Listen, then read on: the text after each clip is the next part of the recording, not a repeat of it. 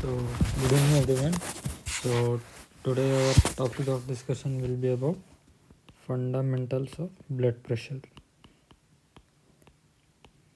Fundamentals of blood pressure.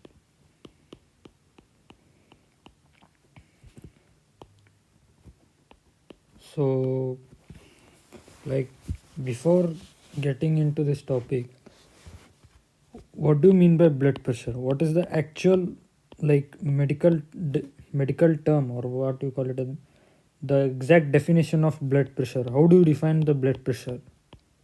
So, we define blood pressure as the force exerted per unit area of the vessels by the blood is called as blood pressure. So, as you know that the formula for the pressure, if you take in terms of physics, it is usually represented as pressure is equal to force by area. So we can define blood pressure as the force exerted per unit area of the vessels by the blood is called as blood pressure. So, like, what are all the formulas, like formulae, like if you talk about blood pressure, how do we calculate in terms of like I'm sorry, in terms of cardiac output and total peripheral resistance?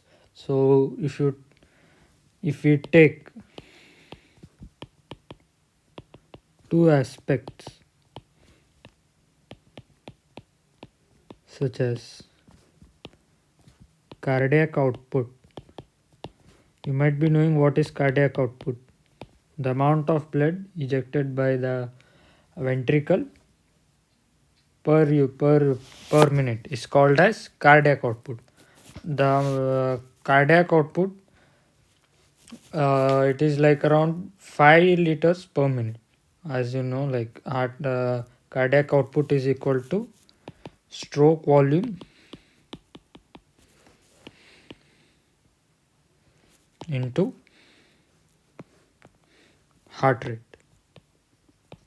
So how do we like represent the formula of blood pressure in terms of cardiac output? And another aspect, what you call it as total peripheral resistance. Total peripheral resistance is nothing but the amount of resistance given by the peripheral vessels of our body. Like if you take an example such as a vein, a great saphenous vein which is present in our leg, or the popliteal vein which is present in our thigh. So these are all the peripheral vessels which are present in our body. So the amount of resistance provided by them is totally referred as total peripheral resistance. So, how do we define the formula of blood pressure in terms of cardiac output and total peripheral resistance? So we represent the formula of blood pressure in terms of cardiac BP is equal to cardiac into TPR. So we define the formula of blood pressure in terms of cardiac output and TPR in terms of multiplication of both the aspect. One is cardiac output and another one is TPR. So let us get into the topic, like how the heart rate is regulated. What are all the system of our body which helps in regulation of heart rate? So heart rate regulation. Then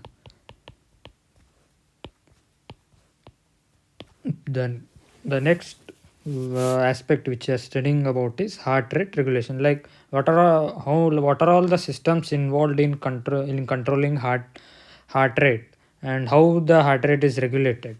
So usually it is regulated by ANS, what you call it as autonomic system. Usually Human body we have got two types. One is CNS and another one is ANS.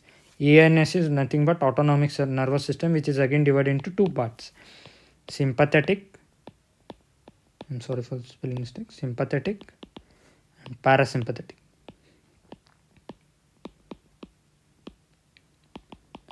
As you all know that sympathetic system usually increase the stimulation of all the parts of our body, and parasympathetic usually decrease the stimulation of all the parts of our body. So if you take in terms of heart rate, so if there is an increase in heart rate, the system which is responsible for increase in heart rate is nothing but sympathetic, and if there is any decrease in heart rate seen, then the system which is responsible for decreasing the stimulation is nothing but parasympathetic. So another thing which also regulate is hormones, and the another thing is about ions, which helps in exciting of the heart tissues. So if there is more production and ejection of hormones in our heart, then there will be increase in heart rate. And as you are known with the fact that the adrenaline hormone, which is also called as fight, flight and fright, this is the mechanism behind the adrenaline hormone, which increases the heart rate.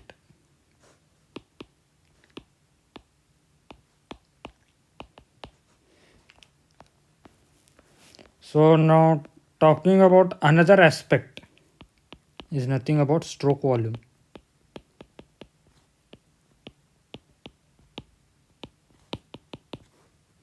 As you all know about the stroke volume means the volume which is ejected from the ventricles after load. Usually stroke volume is divided into three parts. One is preload, another one is contractility, and another thing is afterload. So usually contractility, like it is usually based on the rule law, what you call it as Frank-Starling law. So basically what Frank-Starling law states, usually Frank-Starling law states that if there is any increase in contraction of atrial wall, if there is an increase in contraction of atrial walls, then there is an automatic increase of ejection of blood from atria to ventricle. So usually you are known with the fact that the flow of blood is from right atrium to right ventricle.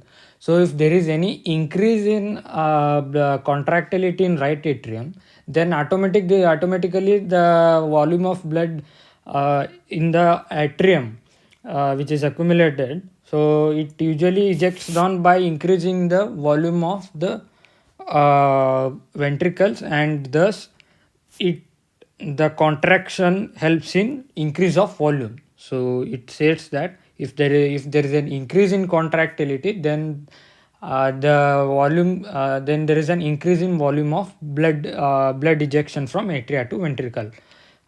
We can say that like contraction is directly proportional to the amount of blood ejected from atria to ventricle.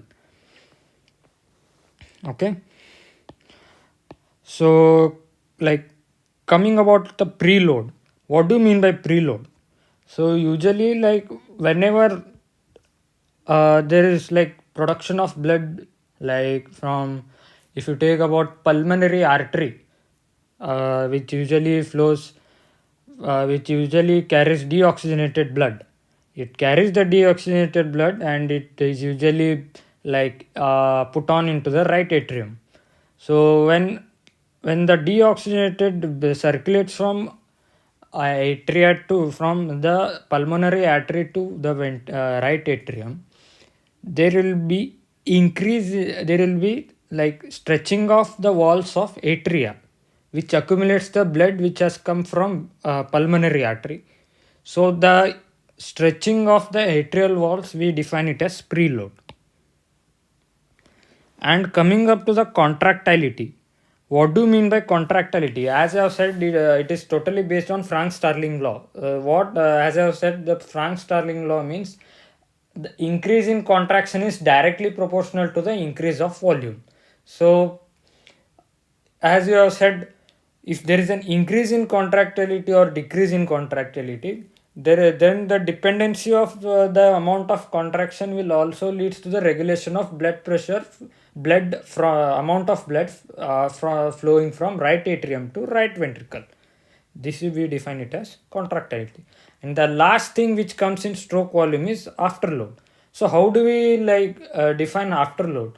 As I have said, the deoxygenated blood flows from right atrium to right ventricle through the tricuspid valve, or what we call bicuspid valve. What we call it as also mitral valve. Okay, so usually what happens is the ejection of the blood, the blood from right ventricle to aorta, the time period where the ejection from right ventricle to aorta, the amount of time it takes, the load which is handled by the ventricles is defined as afterload. Okay. So hope I think you might have got this aspect. Now coming up to the concept, what we call it as EDV, or what we call it as end diastolic volume. So how do you define end diastolic volume? So usually what happens is, when there is ejection of blood from right ventricle to the aorta,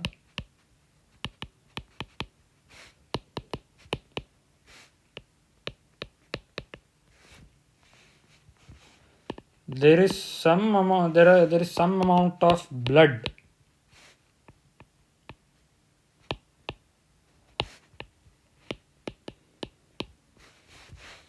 present even after the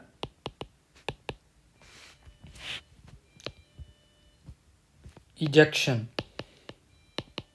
or what we call it as afterload. This is called as end diastolic volume.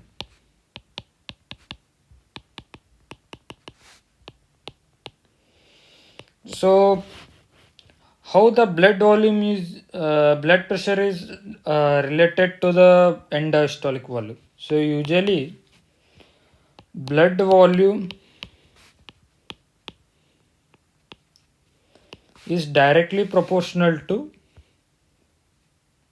end diastolic volume. It is as simple as that. Means it defines that if there is increase in EDV, or if there is any increase in blood volume then there will be either, if there is increase in EDV, it directly affects the blood volume with increasing amount of blood, or if, and the vice versa same applies here. If there is an increase in blood volume, then then it will also affect EDV by increase the amount of end diastolic volume. So this is how the blood volume and end diastolic volume are related. Now talking about contractility of the walls. Now if you talk about contractility, if there is an increase in contractility which is handled by the sympathetic system of our body, so usually we can increase the contractility by administering the patient with epinephrine or norepinephrine. Usually norepinephrine is the methylated form of and epinephrine. And there are some hormones which also helps in increase of contractility, such as triiodothyronine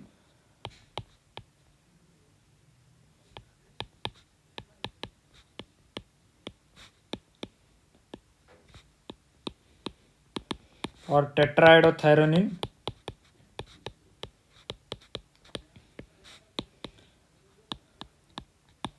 or another one the glucagon, which is usually secreted by the endocrine system of pancreas. Usually glucagon is responsible for gluconeogenesis in the blood, which in the sense it glucagon hormone helps in increase of the glucose level in the blood. Gluconeogenesis. Okay. And the another one, the last one is nothing but calcium ion. Sorry.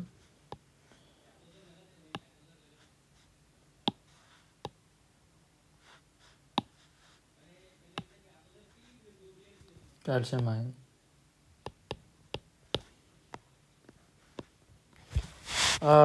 So like coming up to the complications which affects the afterload, the health complications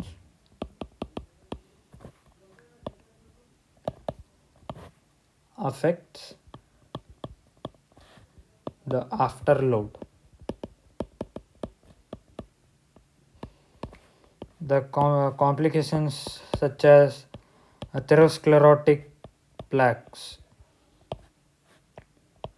Atherosclerotic plaques means, as you are known about the disease, what you call it as atherosclerosis, means if there is an increase in high density lipid, what you call it as HDL, then it may lead to like accumulation of the lipid content in the